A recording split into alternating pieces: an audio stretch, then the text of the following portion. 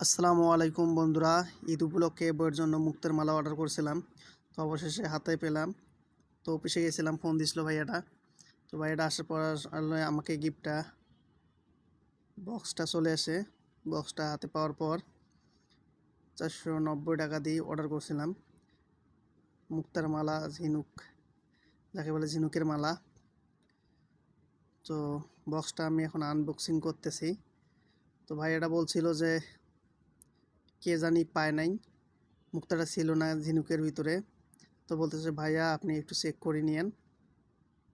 তো তার জন্য একটু আনবক্সিং করতেছি, একটু তাড়াহুড়া করে দেখি এর ভিতরে কি আছে। আমার বউ অনেক এক্সাইটেড এটা দেখার জন্য।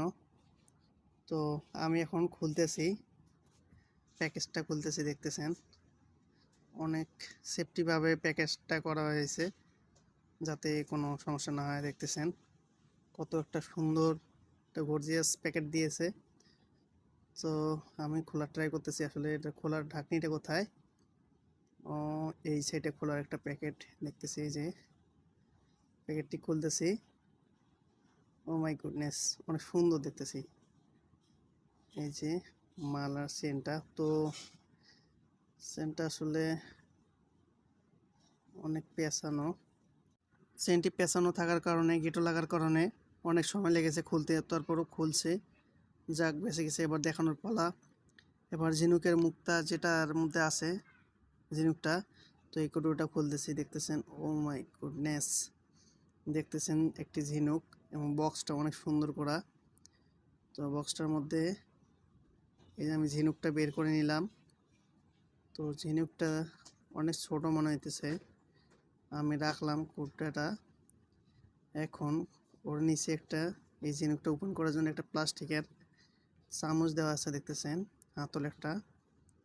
তো আমি এখন খুলতেছি, দেখা যাক আমাদের ভাগ্যে কি আছে, মুক্তাটা পাওয়া যায় কিনা। তো খুলতেছি, দেখতেছেন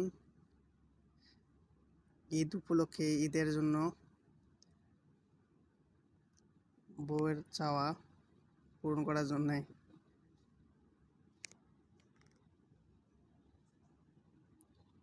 তো অনেক চেষ্টা করতেছি, আসলে জীবিত আছে তো ঝিনুকটা, তাই আসলে অনেক এক সাইডে খুললে অন্য সাইডে আবার জোড়া লাগে। দেখতেছেন এই সাইডে যদিও বা খুলছে, অন্য সাইডে আবারও ঝিনুকটা জোড়া লাগছে। তো মুক্তাটা, এই যে দেখতেছেন মুক্তাটা, অবশেষে মুক্তা পাওয়া গেছে, কিন্তু মুক্তাটা এখনো বের হয় নাই।